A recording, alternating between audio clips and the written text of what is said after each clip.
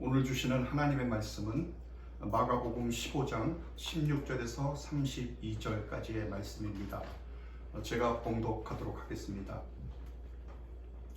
군인들이 예수를 끌고 브라이도리온이라는 뜰 안으로 들어가서 온 군대를 모으고 예수에게 자색옷을 입히고 가시관을 엮어 씌우고 격리하여 이르되 유대인의 왕이여 편안할지어다 하고 갈대로 그의 머리를 치며 침을 뱉으며 꿇어 절하더라.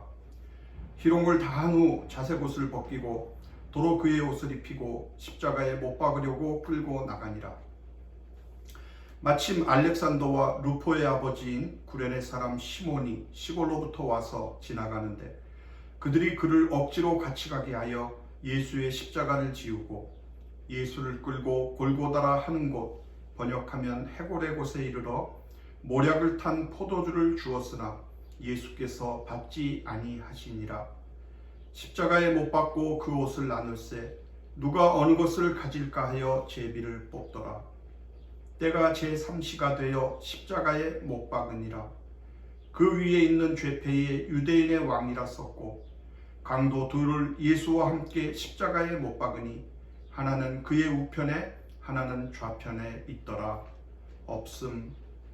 지나가는 자들은 자기 머리를 흔들며 예수를 모욕하여 이르되 아하 성전을 헐고 사흘에 짓는다는 자여 내가 너를 구원하여 십자가에서 내려오라 하고 그와 같이 대제사장들도 서기관들과 함께 희롱하며 서로 말하되 그가 남은 구원하였으되 자기는 구원할 수 없도다.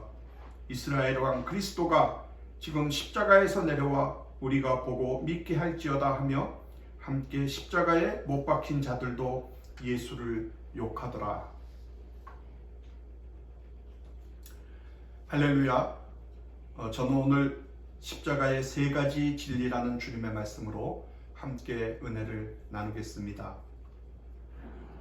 오늘날 그리스도인들 가운데 십자가에 대해서 잘 모르는 사람은 드물 것입니다. 그런데 십자가의 사랑에 온전히 사로잡힌 사람 역시 드문 것이 현실입니다. 하나님보다 자신을 더 많이 알고 싶어하고 체계적인 깨달음보다는 실생활에 바로 활용할 수 있는 그런 종류의 지식을 원하는 현대인들에게 십자가와 그 십자가가 중심이 된 하나님의 계획에 대한 지식은 매력적으로 다가오지 않기 때문에 그렇습니다. 20세기에 영향력 있는 영국의 철학자 알프레드 줄스 에이어와 또 다른 유명한 영국의 철학자 버틀런드 러셀은 십자가에 대한 자신의 견해를 남겼는데요. 먼저 알프레드 줄스 에이어는 예수 그리스도의 십자가에 관한 대속교리는 지성적으로 경멸스럽고 도덕적으로 터무니없는 궤변이다 라고 말했습니다. 이것은 기독교를 믿지 않는 현대인들이 갖고 있는 전형적인 생각입니다. 버틀런드 러셀도 말합니다. 진정한 의미에서 어느 인간도 하나님이 그런 식으로 죄에 대한 형벌을 내리신다고 믿을 수 없다 그러면서 십자가를 잔인한 교리라고 불렀습니다. 이 역시 전형적인 생각입니다. 좀 더 현실적인 얘기를 해보겠습니다. 세상의 많은 사람들은 종교를 긍정적으로 생각합니다. 나쁠 게 없다는 거죠. 도덕이든 종교든 유익이 되니까. 그런데 십자가 교리는 불편하다는 거예요. 사람들은 이렇게 말합니다. 그러니까 당신 말은 열심히 노력해서 훌륭한 인생을 살고 또 도덕적으로도 매우 뛰어난 다른 종교를 가진 선한 사람들도 예수 그리스도의 십자가를 믿지 않는다면 구원을 받지 못한다는 말입니까? 어떻게 그럴 수가 있습니까? 이렇게 묻고 있어요. 이처럼 십자가는 유대인에게만 걸림돌이 되는 것이 아니라 모든 사람들에게 어떤 면에서 보더라도 걸림돌이 되는 것입니다. 그러므로 십자가의 진리를 알기 위해서는 십자가에 따른 고난을 기꺼이 끌어안고 깊이 느껴야만 합니다. 왜냐하면 십자가 사건과 그 진리를 아는 일은 그 십자가의 고난을 느낄 때에만 가능한 것입니다. 따라서 여러분들이 십자가와 맞닥뜨려 본 적이 없다면, 그 진리를 맛보거나 그 진리와 씨름해 본 적이 없다면 그것은 십자가를 안다고 할 수가 없는 것입니다. 그러니까 당연히 아무런 변화가 일어나지 않는 거예요. 갈라디아서 6장 14절에서 바울은 이렇게 말합니다. 그러나 내게는 우리 주 예수 그리스도의 십자가 외에 결코 자랑할 것이 없으니 그리스도로 말미암아 세상이 나를 대하여 십자가에 못 박히고 내가 또한 세상을 대하여 그러하니라. 여러분, 십자가를 자랑한다는 말이 무슨 말일까요? 우리가 무엇인가를 성취하거나 무엇인가를 자랑하기 전에 십자가의 의미를 알아야 한다는 것이죠. 십자가의 진리를 알아야 한다는 것입니다. 이 십자가의 대속교리를 알지 못한다면 여러분의 인생은 바뀌질 않습니다. 세상도 역시 바뀌질 않아요. 그래서 성경의 모든 교훈도 이 십자가를 통해서 보질 않으면 한낱 윤리적인 교훈에 불과한 것입니다.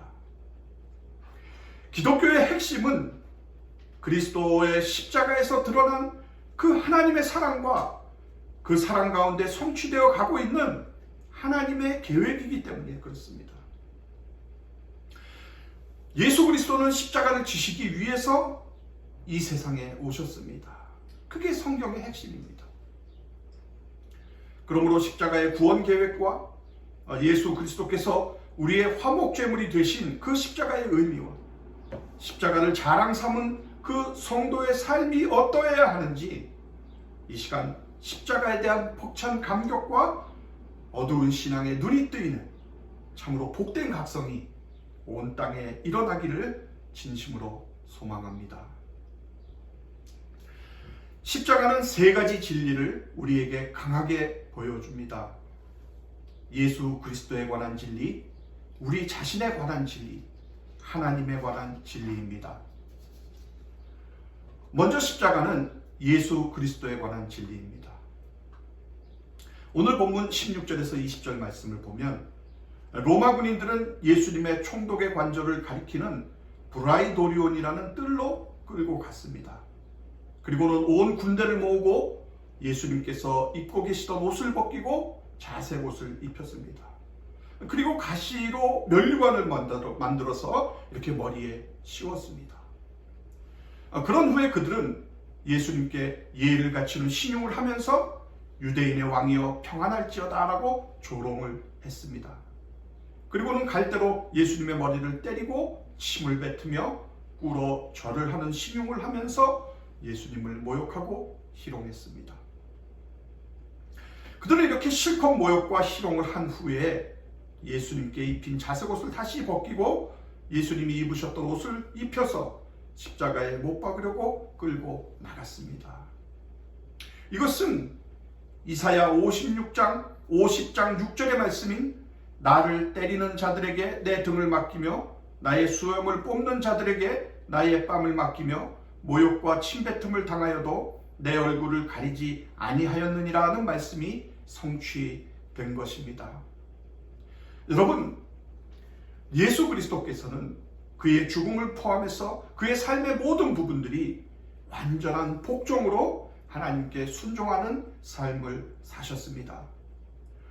예수님은 나의 양식은 나를 보내신 이의 뜻을 행하며 그의 일을 온전히 이루는 이것이니라 라고 말씀했습니다. 그래서 예수님은 심지어 그가 잡히실 때에도, 신문 받으실 때에도, 또 희롱당할 때도, 채찍질을 당할 때도, 그리고 십자가에 못 박히실 때에도 아버지께 완전히 순종하셨습니다. 그리고 그 완전한 복종이 가장 생생하고 사실적으로 나타난 것이 바로 십자가였던 것입니다. 주님은 전혀 자신이 범하지 않았던 죄를 위하여 하나님의 모든 진노를 받아들인 것입니다. 왜 그랬을까요? 우리가 예수님의 삶 중에서 가장 왜곡되고 잘못 이해하고 있는 것이 있는데 바로 예수님의 죽음입니다. 세상은 예수님을 한 순교자라고 받아들입니다. 그러나 그런 생각은 예수님의 죽음의 진정한 의미를 훼손하고 무시하는 것입니다. 그런데 심지어 교회에서조차도 종종 십자가가 우리들을 위해서 이룬 점에 대해서만 생각하는 경향이 있어요. 무슨 말씀입니까? 우리는 예수님의 죽음의 초점이 우리들 자신이라고 생각을 합니다. 예수님이 우리들의 구원과 우리들의 영원한 영광을 위해서 돌아가셨다고, 우리들을 심판에서 또 지옥에서 구원하시기 위해서 돌아가셨다고 그렇게 생각을 합니다. 물론 그렇죠.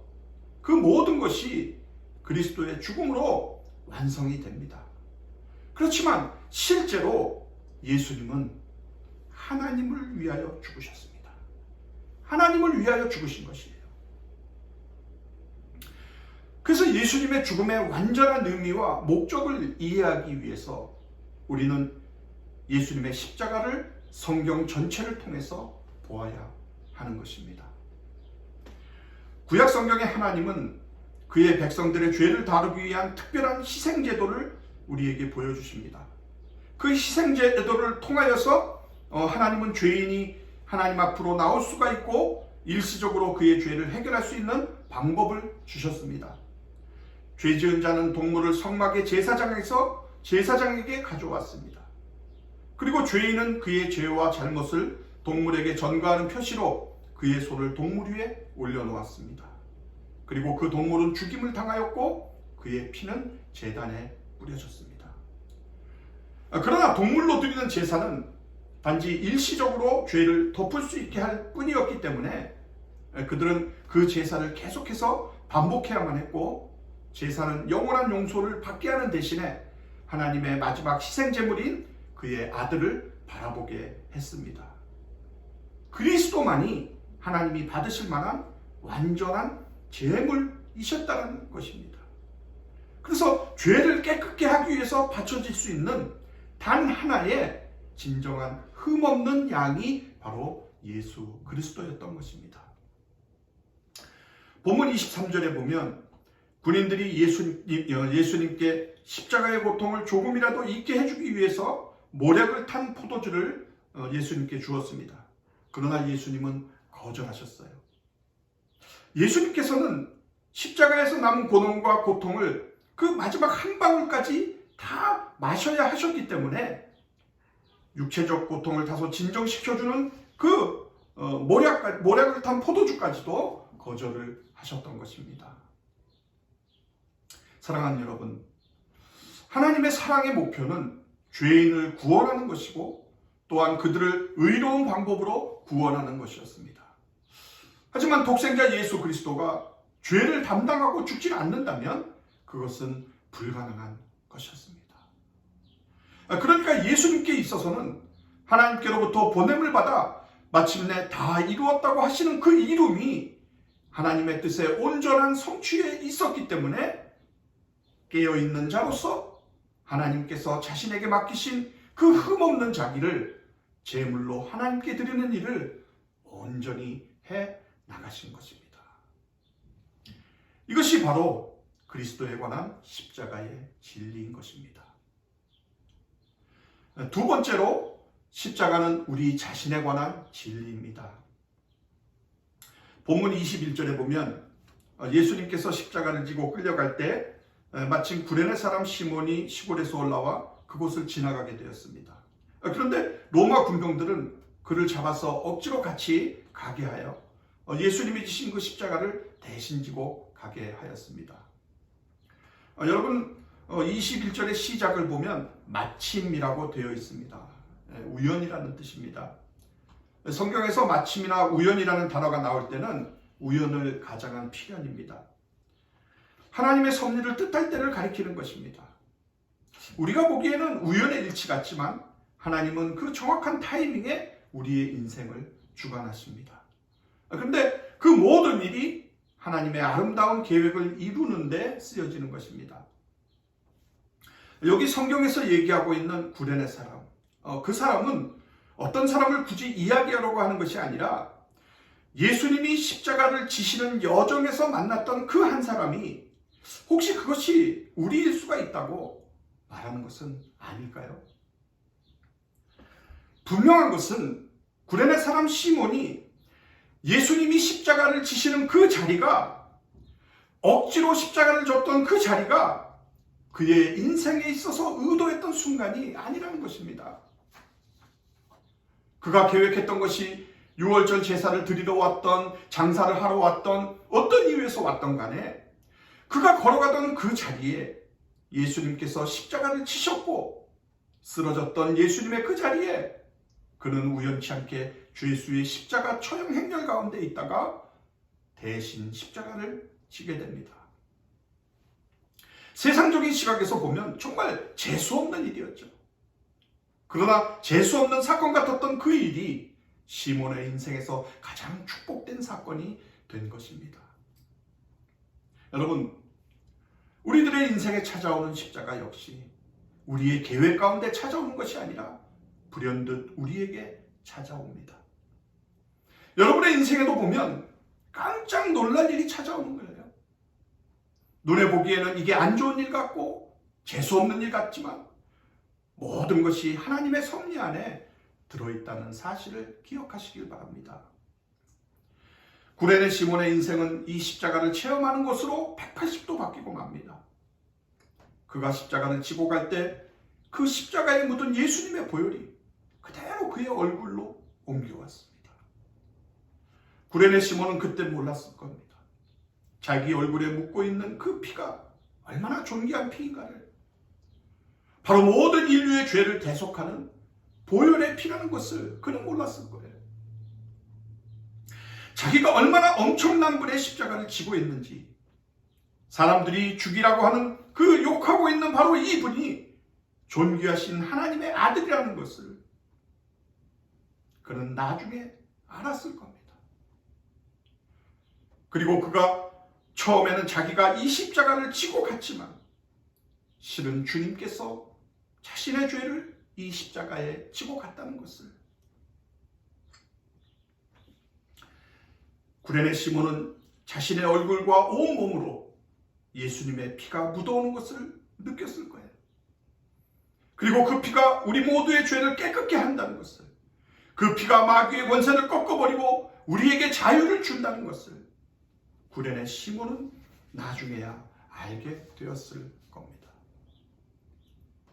그가 그 십자가를 지고 갈 때 주님의 엄청난 사랑과 은혜와 기름 부으심이 쏟아져 들어오는 것을 그는 느꼈을 겁니다. 우리 찬송가의 가사처럼 십자가 십자가 내가 처음 볼 때에 나의 마음의 큰 고통 사라져 오늘 믿고서 내 눈 밝았네 참 내 기쁨 영원하도다. 예수님의 피가 내 피부로 묻어오면서 그 보혈의 능력이 내 강팍한 심령을 녹이기 시작합니다. 자기밖에 모르고 살았던 내 마음속으로 주의 보혈이 들어오는 거예요. 그래서 가슴이 뜨거워지기 시작합니다. 성령이 역사하기 시작합니다.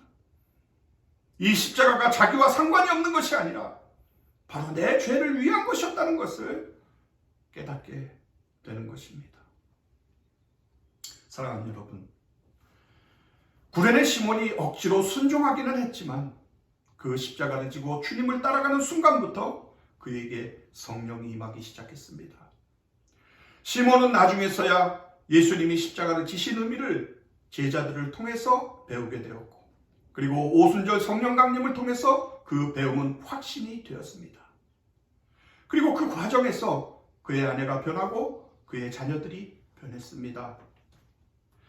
나중에 구레네 시몬의 부인은 사도 바울의 믿음의 어머니가 되었고, 그의 두 아들인 알렉산더와 루포는 초대교회의 복음을 선포하는 훌륭한 선교사가 되었음을 우리는 로마서 16장을 통해서 볼 수가 있습니다. 여러분, 그러므로 십자가는 억지로 져도 괜찮습니다. 구레네 시몬이 억지로 진 십자가가 본인에게는 물론 온 가족에게 축복이 되었음을 기억하시기를 바랍니다.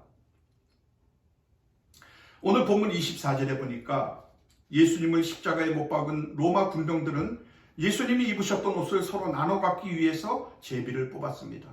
그런데 이것은 시편 22편 18절 말씀의 성취였습니다. 시편 22편 18절을 보면 내 겉옷을 나누며 속옷을 제비 뽑나이다 라고 했습니다. 그러니까 로마 군병들은 자기들의 관리에 따라서 예수님의 옷을 차지하고자 제비를 뽑았지만 하나님께서는 이들의 이러한 행동을 통해서 하나님의 예언의 말씀을 성취하신 것입니다. 혹시 여러분들이 놀라는 표정으로 이것도 역시 죄인들에게 속한 예수님의 유산입니까? 라고 이렇게 물어보실 수도 있어요. 여러분, 그렇습니다. 이사야 53장 4절에서 5절에 말하기를 그는 실로 우리의 질고를 지고 우리의 슬픔을 당하였거늘 우리는 생각하기를 그는 징벌을 받아 하나님께 맞으며 고난을 당한다 하였노라. 그가 찔림은 우리의 허물 때문이요 그가 상함은 우리의 죄악 때문이라. 그가 징계를 받음으로 우리는 평화를 누리고 그가 채찍에 맞음으로 우리는 나음을 받았도다 라고 했습니다. 사도 바울도 로마서 5장 17절에서 18절에 한 사람의 범죄로 말미암아 사망이 그 한 사람을 통하여 왕노릇하였은즉 더욱 은혜와 의의 선물을 넘치게 받은 자들은 한 분 예수 그리스도를 통하여 생명 안에서 왕노릇하리로다. 그런즉 한 범죄로 많은 사람이 정죄에 이른 것 같이 한 의로운 행위로 말미암아 많은 사람이 의롭다 하심을 받아 생명에 이르렀느니라 라고 이렇게 말씀하고 있습니다. 여러분, 어떤 죄도 처벌을 받지 않을 수가 없어요. 하나님의 법은 처벌을 요구하셨습니다. 만약에 그 처벌이 없다면 하나님의 법은 더 이상 완전하지 않게 됩니다. 예수 그리스도는 우리들의 죄의 삭슬을 없애거나 죽이질 않으셨습니다. 예수님께서 그 대가를 완전하게 지불하신 것입니다. 만약 그의 죽음이 아니었다면 그 진노는 우리 각자가 정말 영원히 우리가 받았어야 할 그런 진노였어요. 예수님은 하나님의 법을 만족시키시고 우리들의 용서를 얻기 위해서 모든 무한한 형벌의 고통을 당하셨습니다. 여러분, 우리들의 죄에 대한 삭이 없어진 것이 아닙니다. 그 삭은 바로 그리스도께서 기꺼이 우리들을 대신하셨을 때에 그리스도께로 부어졌습니다. 우리들을 대신하여 그리스도의 몸은 부서졌고 그리스도의 피는 쏟아졌습니다.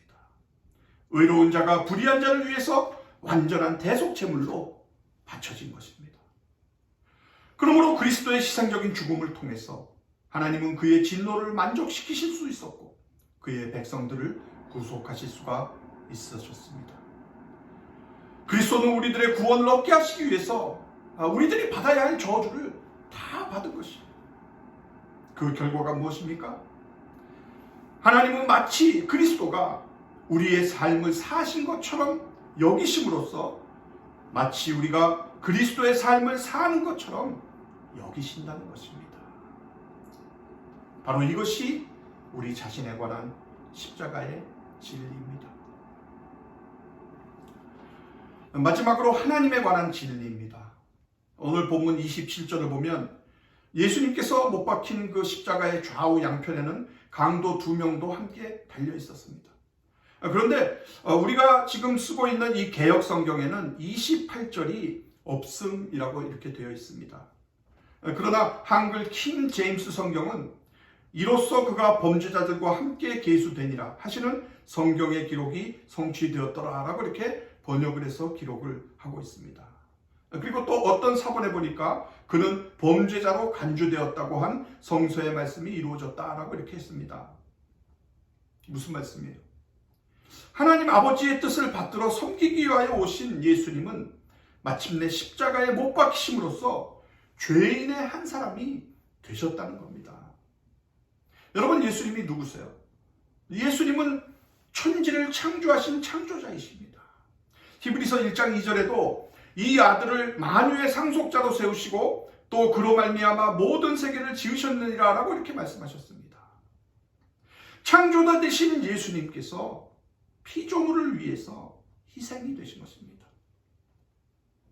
로마서 5장 8절에 우리가 아직 죄인 되었을 때에 그리스도께서 우리를 위하여 죽으심으로 하나님께서 우리에 대한 자기의 사랑을 확증하셨느니라 라고 말씀하십니다. 이 말씀대로 하나님께서는 우리를 사랑하시는 그 사랑을 정말 십자가가 아니면 증명할 길이 없으셨던 것입니다. 요한일서 4장 10절에서도 사랑은 여기 있으니 우리가 하나님을 사랑한 것이 아니요 하나님이 우리를 사랑하사 우리 죄를 속하기 위하여 화목제물로 그 아들을 보내셨습니다 라고 이렇게 말씀합니다. 여러분, 우리가 구원에 대해서 말할 때 우리가 무엇으로부터 구원받은 것입니까? 일반적으로 우리는 우리들의 죄로부터 구원을 받았다고 생각을 하거나 혹은 지옥으로부터 구원받았다고 이렇게 생각을 합니다. 물론 그것은 사실입니다. 그러나 궁극적인 진실은 우리는 하나님으로부터 구원을 받은 것입니다. 본문 29절에서 32절을 보면 지나가는 자들은 자기 머리를 흔들며 예수를 모욕하여 가로되 아하 성전을 헐고 사흘에 짓는 자여 네가 너를 구원하여 십자가에서 내려오라 하고 그와 같이 대제사장들도 서기관들과 함께 희롱하며 서로 말하되 저가 남은 구원하였으되 자기는 구원할 수 없도다. 이스라엘의 왕 그리스도가 지금 십자가에서 내려와 우리를 보고 믿게 할지어다 하며 함께 십자가에 못 박힌 자들도 예수를 욕하더라 라고 했습니다. 영국의 신학자인 로버트 머리 맥체이는 상상력을 조금 더 동원을 해서 예수 그리스도가 십자가에서 나의 하나님 어찌하여 나를 버리셨습니까? 라고 외치셨을 때 그때 하나님이 저주받은 자여 나를 떠나 영원한 형벌을 받으라 라고 자신을 저주하는 음성을 들으셨을지 모른다고 이렇게 설명을 했습니다. 정말 우리가 잊지 말아야 할 것은 바로 예수 그리스도가 온갖 모욕을 당하셨기에 예수 그리스도가 나를 떠나라는 그 하나님의 음성을 들으셨기에 저와 여러분은 잘하였도다 착하고 충성된 종아라는 그 하나님의 음성을 듣게 된 것입니다.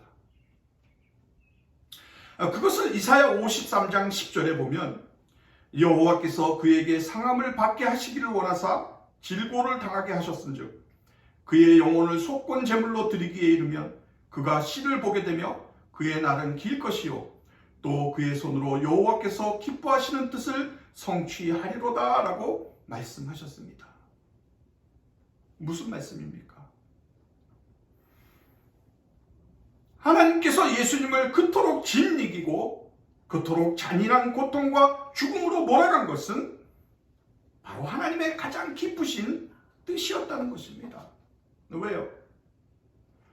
하나님은 자신의 죄 없는 순종하는 아들을 들어 쓰셔서 하나님께 불순종한 양같이 각기 제 길로 걸어가는 그런 죄인인 우리들을 구원하시는 것이 하나님의 기뻐하시는 뜻이었기에 바로 그의 손으로 그 뜻을 성취하신 것입니다. 이것이 바로 하나님에 관한 십자가의 진리입니다. 사랑하는 여러분, 십자가의 사건은 2000년 전에 갈보리라고 하는 한 지점에서 발생한 사건이지만 그것은 시간과 공간을 넘어 바로 내 앞에, 내 속에 서 있는 오늘의 십자가의 그 체험이 될 때 그 의미는 살아있는 것이 됩니다. 그것이 극복되지 않는 한 십자가의 그리스도와 나는 만날 수가 없고 또 그것은 나의 구원과는 전혀 관계가 없는 사건이 되고 말 것입니다. 또한 그리스도의 십자가는 시간과 공간의 제약을 넘어 바로 현재 이 순간 나에게 항거할 수 없는 가장 강한 능력으로 도전해오는 그 뜨거운 피로써 지금 나의 영혼을 향하여 호소하는 살아계신 현재의 하나님의 말씀으로 받아들여야 합니다. 현재 코로나19로 온 국민이 공포를 느끼고 있는 이 위기 상황에서 우리가 가장 먼저 그리고 크게 외쳐야 하는 메시지는 바로 이 십자가의 복음인 것입니다.